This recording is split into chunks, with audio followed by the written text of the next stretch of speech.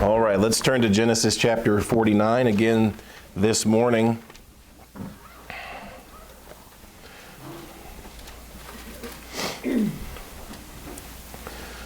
Last week we looked at Reuben there in verse number 3. These verses, of course, are Jacob's dying words to his sons as he's come to the end of his life, and just some good character lessons. There's some good practical things to grasp from the stories of these 12 sons that Jacob had. And so let's just kind of keep rolling through these. Reuben last week was a lesson in reliability. He was unstable as water, and we looked at all the implications there with that, and that was a challenge to us. Today, let's pick up with verse number 5. I'm going to break these up. Simeon and Levi are mentioned here together, but we will break these up into two different thought lines here over a couple of weeks. Genesis 49, verse number 5, it says, Simeon and Levi are brethren. And while you might say, well, duh, there's something to that. He's talking about, there's a link there. These brothers were close. They came in order together. We could talk about that in Genesis chapter 29. But Simeon and Levi are brethren. But instruments of cruelty are in their habitations. O my soul, come not thou unto their secret, unto their assembly. Mine honor be not thou united. For in their anger they slew a man, in their self-will they digged down a wall. Cursed be their anger, for it was fierce, and their wrath, for it was cruel. I will divide them in Jacob and scatter them in Israel. In talking about Simeon, we want to look at anger, deception, and consequences. Okay, so if Reuben was our lesson in reliability, Simeon is a lesson for us in anger, deception, and consequences. Now, Simeon was the second-born son of Jacob and Leah. You find out about his birth in Genesis chapter 29. He was named Simeon. The root of that word is shama, and it refers to hear or to hearing.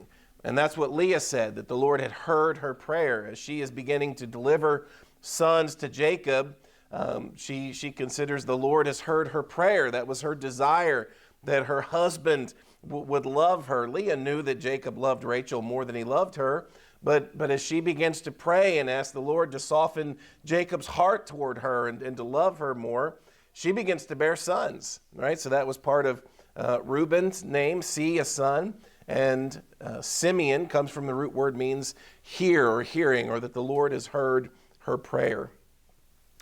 Simeon is really only a major character in two stories in the book of Genesis. One's not even really about him, right? We remember that Simeon is the brother that's kept behind in Egypt as the boys go back home to retrieve their brother Benjamin. So even though that story's not about him, he's kind of a major player there. But the very big story concerning Simeon and what he's referring to in verse number 5 when he says, instruments of cruelty are in their habitations, he's referring to the events from Genesis chapter 34. So let's turn there. Genesis chapter 34. And all that's introduction. Number 1, let's talk about Simeon's cruelty. Okay? Simeon's cruelty. Genesis 34 verse 1 says, And Dinah, the daughter of Leah, which she bare unto Jacob, went out to see the daughters of the land. So we know about the 12 sons, but obviously there was a daughter in there as well named Dinah. And she goes out to see the daughters of the land. And when Shechem, the son of Hamor the Hivite, prince of the country, saw her, he took her. He lay with her. He defiled her. And his soul clave unto Dinah, the daughter of Jacob, and he loved the damsel, and spake kindly unto the damsel. And Shechem spake unto his father Hamor, saying, Get me this damsel to wife. And Jacob heard that he had defiled Dinah his daughter. Now his sons were with the cattle in the field, and Jacob held his peace until they were come. So Dinah is their sister, their full-blooded sister, right? The daughter of Jacob and Leah. She goes out to visit or whatever's going on there and seeing the daughters of the land. And in that passage, Shechem, the son of Hamor, takes her, and they lie together. And there's a defiling there when it says in verse 2 that he took her, he lay with her, and he defiled her. Now Jacob hears about it. He doesn't exactly tell his boys about it right away. Maybe Jacob knew what would happen. Maybe Jacob knew the character of his sons and what would happen if he told them right away. So he kind of keeps it on the down low, right, as we would say initially. But Hamor and Shechem, they actually come out to meet Jacob. Hamor, or Shechem, wants to marry Dinah, falls in love with her, wants to take her to be his wife. Verse 6 says that Hamor, the father of Shechem, went out to Jacob to commune with him, and the sons of Jacob came out of the field when they heard it. The men were grieved, and they were wroth, very wroth, because he had wrought folly in Israel in lying with Jacob's daughter, which thing ought not to be done. And Hamor communed with them, saying, the soul of my son Shechem longeth for your daughter. I pray you, give her him to wife, and make ye marriages with us, and give your daughters unto us, and take our daughters unto you. And ye shall dwell with us, and the land shall be before you. Dwell and trade ye therein, get ye possessions therein. And Shechem said unto her father and unto her brethren, let me find grace in your eyes, and what ye shall say unto me, I will give. Ask me never so much dowry and gift, and I'll give according as ye shall say unto me, but give me the damsel to wife. So there's this desire here for Shechem, his father Hamor, and the people of that country to work together, build a little civilization here, right? Where, okay, why don't we kind of mix and mingle together, and our families can get together and we can marry amongst each other. You can have our daughters and we'll take your daughters, and we'll just build big families here. And you can roam free in this region. And according to verse number 10, you can buy, you can trade therein, get you possessions therein. Let's kind of get you settled here and make marriages, make families together. Now, we already know the Bible said in the previous passages, these things ought not to be done. And the brothers know that it's not exactly a good idea to give their daughter unto the people of the land that they considered to be uncircumcised. We're going to read that here in this passage. Look in verse 13. The sons of Jacob answered Shechem and Hamor, his father, deceitfully, and said, because he had defiled Dinah, their sister. See, now they're going to lie. Now they feel justified in lying because of what they had done to Dinah, but they are going to be deceptive in their reply. Knowing, verse 15, but in this will we consent unto you, if ye will be as we be, that every male, verse 14. They said unto them, we cannot do this thing to give our sister to one that is uncircumcised. That were a reproach unto us. We can't give her to you. We're not going to make marriages amongst you because you all are uncircumcised. We bear the mark of a covenant and a promise that God made with our grandfather or great-grandfather, Abraham, Isaac, Jacob, and these sons, and we just can't. We can't do that. You're uncircumcised. But in this we will consent unto you, verse 15, if ye will be as we be, every male of you be circumcised, then we will give our daughters to you, and we'll take your daughters to us, and we will dwell with you, and we will become one people. But if you will not hearken unto us to be circumcised, then we will take our daughter, and we will be gone. And their words pleased Hamor and Shechem, Hamor's son. And the young man deferred not to do the thing, so they didn't wait. They were serious. He wanted to marry Dinah. He wanted her, so they didn't wait. They didn't defer to actually put into practice the agreement. Verse 19, because he had delight in Jacob's daughter, and he was more honorable than all the house of his father. And Hamor and Shechem, his son, came into the gate of their city and communed with them of their city, saying, these men are peaceable with us. Therefore, let them dwell in the land, trade therein. For the land, behold, it is large enough for them. Let us take their daughters to us for wives, and let us give them our daughters. Only herein will the men consent unto us to dwell with us, to be one people, if every male among us be circumcised, as they are circumcised. Now there's a little talk here behind the wall. Shall not their cattle and their substance and every beast of theirs be ours? Only let us consent unto them, and they will dwell with us. This seemed not only good to build family, this seemed like a pretty good business transaction, right? This seemed like a good thing to agree to. So in verse 24, unto Hamor and unto Shechem his son, hearkened all that went out of the gate of his city, and every male was circumcised, all that went out of the gate of his city. So the men of Shechem agree. And they're all going to be circumcised so that they can put this agreement into place. Now, circumcision is a very, very painful procedure, especially if done of age, and you don't have the pain-relieving things that we kind of have nowadays. This would have been very painful. The recovery process would have taken a while. And the children of Israel, particularly Simeon and Levi, know this. Let's pick up at verse 25.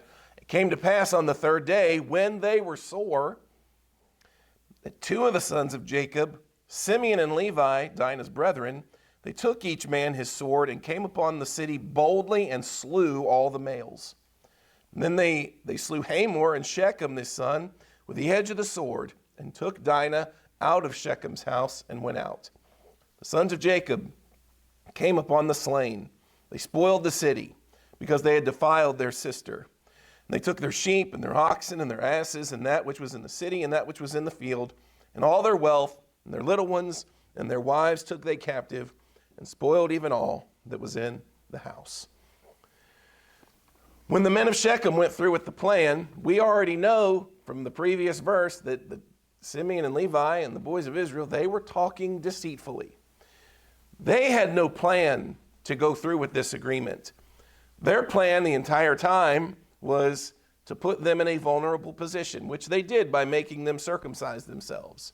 And when they were sore and when they were recovering, Simeon and Levi took that as an opportunity to go into Shechem and kill everybody.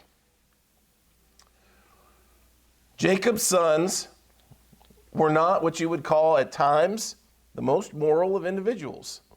They lied. They deceived. Now, they felt justified in doing so because of what had happened to Dinah. They considered their sister to be defiled, but they lied, and they took out their vengeance not on the guilty party, but on the entirety of the city of Shechem. That's what Jacob is getting at when he comes to the end of his life, and he speaks about cruelty being in their habitation. And cursed be their anger, for it was fierce, or cursed be their anger, for it was cruel. Now, number two, let's talk about Simeon's cautions. That's his cruelty. Now let's talk about the cautions. There's a few things, right, of course, to grasp and learn from this. Anger will take you to a dark place. If you don't have control over your anger, if you don't have control over yourself, it will take you to a very dark place. Jacob, in speaking to his boys, he doesn't curse them, but he does curse their anger. Their wrath is cursed because of its cruelty. We've often talked about how it's not always wrong to be angry. A Christian has to have some manner of indignation, hopefully righteous indignation, right, at things.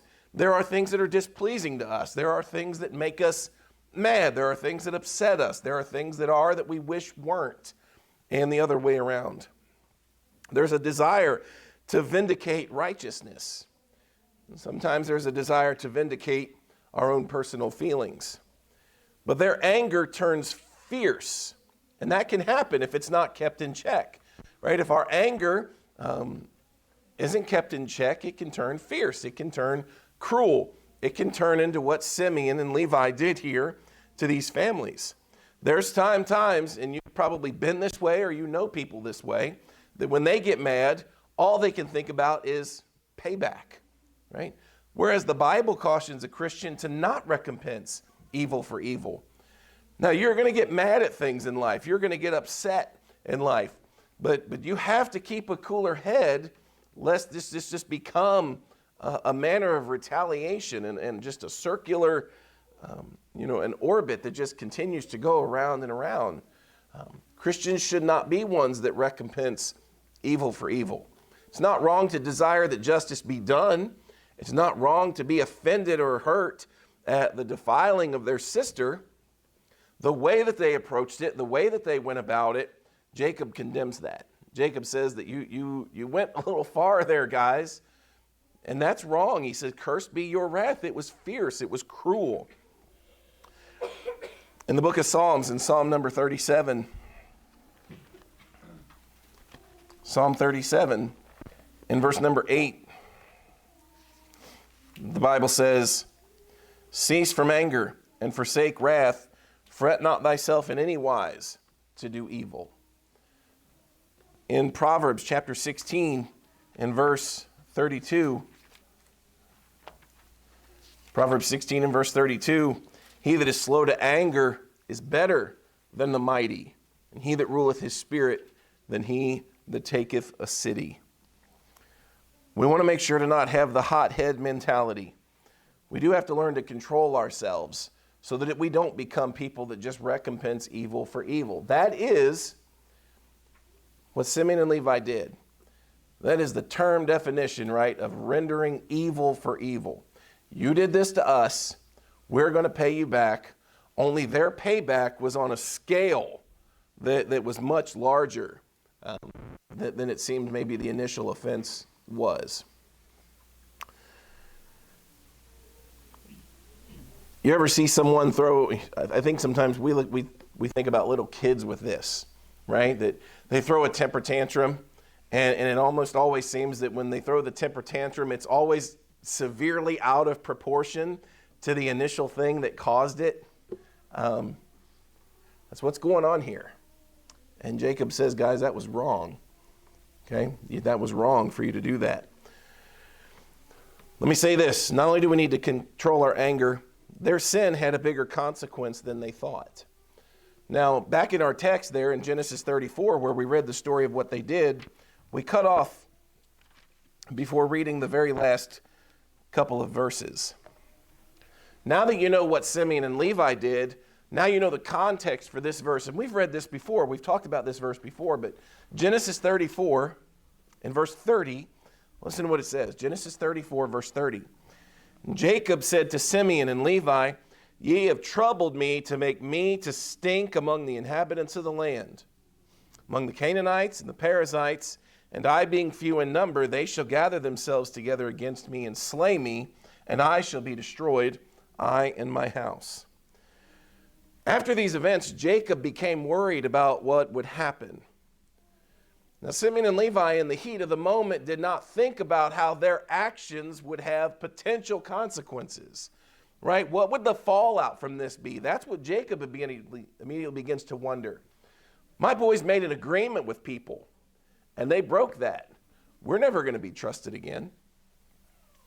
And if I've got hotheads in my family, when they left the land of Canaan for Egypt, they were only a family of 70? It's not very big. Jacob knows we being few in number, if people of the land turn against us, we're done. And my boys have broken our word, and if we can't be trusted and people turn against us, we're done for. Jacob immediately tries to see starts seeing the big picture, right? You have destroyed our family reputation. He says, you've caused me to stink among the inhabitants of the land. Now, Simeon and Levi didn't see that. If you look, Genesis 49, where we read our original text, notice a couple of key phrases there. Genesis 49, verse 6, O my soul, come not thou into their secret, unto their assembly. Mine honor be not thou united. For in their anger they slew a man, and in their self-will they dig down a wall. So it was not only what they did was in anger, but it was in self-will. They were consumed with their own lust for vengeance. They were not thinking about dad. They were not thinking about the family. They were not thinking about the potential consequences. They lied, they killed, they stole, but they didn't take any thought about the potential repercussions or consequences of their actions. And Jacob knew as soon as it was over, we're ruined. How are people ever going to trust me again? People are going to gang up on me when they find out that my boys are liars and they're cheats and they'll kill you to get what they want, and they are always overreactionary and they're thieves. Jacob immediately starts to see the big picture and the consequences that we don't often consider when we are in the heat of a moment and when we have a lust for revenge or when we have just an immediate retaliation in mind to get back, and we don't think of how this thing can spiral out of control real quick. And then you got a much bigger problem. And Jacob realizes that.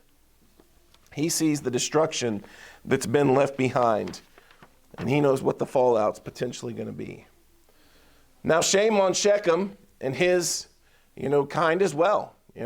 Shechem took a daughter of a family that he wasn't very well acquainted with and took her and slept with her.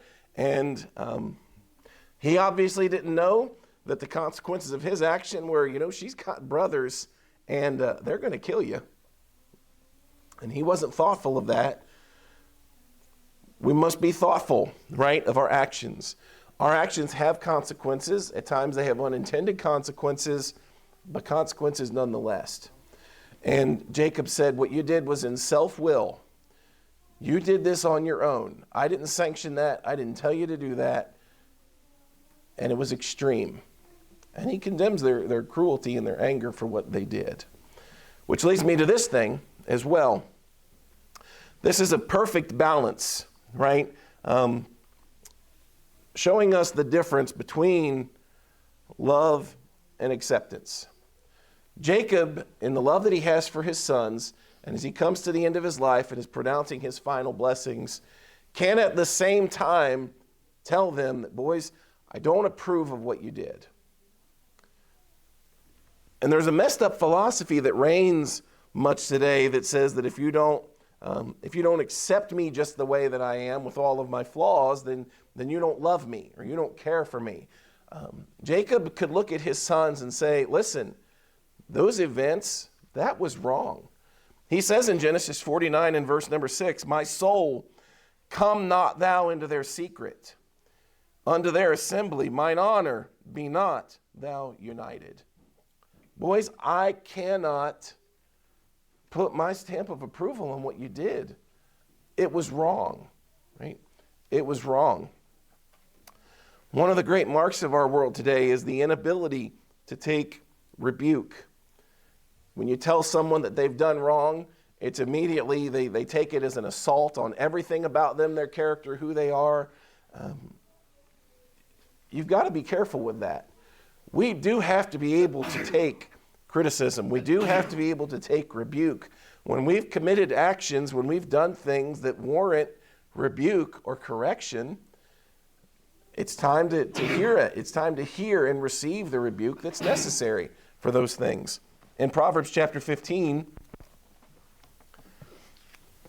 and verse number,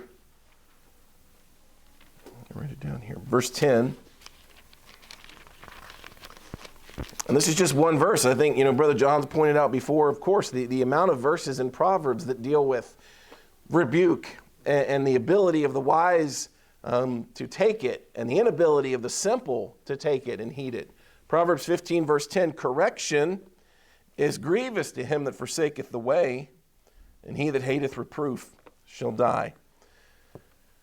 So these boys also teach us the need for us to learn how to take rebuke. If we've done it, we need to own it, okay? And if rebuke comes, if chastisement comes, if criticism comes for our actions, if our Father were to look at us and say, listen, I know what you did, and I can't approve of that, okay? They probably thought that what they did was in defense of their sister. And there's probably a sense in which they felt like they were defending the family name and the family honor. But Jacob says, listen, you went too far, guys. And I have to let you know that was wrong. and you shouldn't have done that. And so let us cultivate that ability. Let's learn how to take rebuke, take it to heart, take it to mind, and learn how to apply it. Learn how to, correct those things for next time. Number 3, Simeon's consequences. Simeon's consequence. Now in our text, in Genesis 49, verse 5, Simeon and Levi are brethren. 2 peas in a pod, right? They were together in this, and they blew it, and they were wrong in what they did. Cursed be their anger, for it was fierce, and their wrath, for it was cruel. Verse 7, so I will divide them in Jacob and scatter them in Israel. Jacob knew that in the long run, you know what would be good for these boys? Keep them away from each other. It's all just practical stuff, right? If you're of one mind with somebody that's just troublemaking and causing trouble, separate. I mean, these two are they're brethren. They're all brothers in a sense, but these two, they probably need some distance between them. From this point on, somebody needs to make sure that these guys, when they get together, they cause a lot more trouble than if we kept them separate. So I will divide them, he says there in verse 7. They'll be divided in Jacob and scattered in Israel. Did you know that's exactly what happened? Look in Joshua chapter 19. And if you have maps, I don't know if you have maps in the back of your Bible that actually kind of plot out the land that was distributed amongst the children of Israel.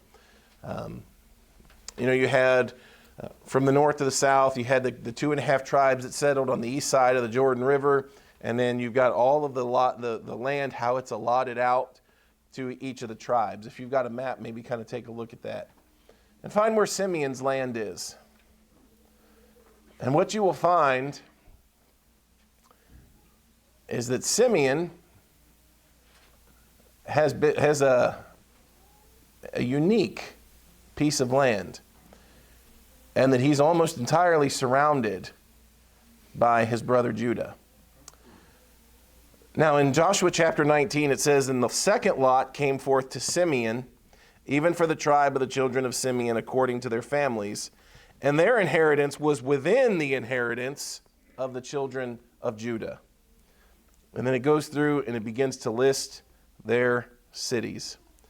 Joshua 19 verse 9, out of the portion of the children of Judah was the inheritance of the children of Simeon. For the part of the children of Judah was too much for them, therefore the children of Simeon had their inheritance within the inheritance of them. Now Jacob's dying words, not that he knew that it would play out exactly like this, but it played out the way that he said, and that they would be kept separate.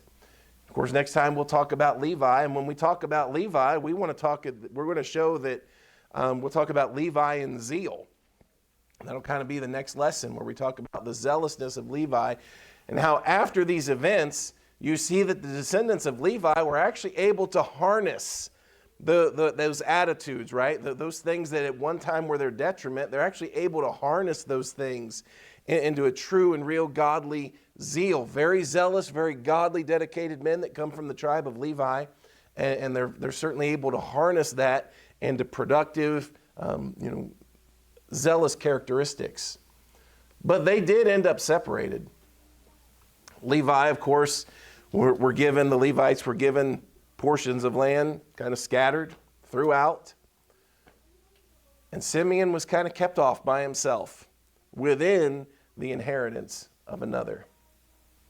Jacob gets to the end of his life and he knows, I love these boys, but man, they did great harm in a couple of these events. And what they did took a long time to recover from.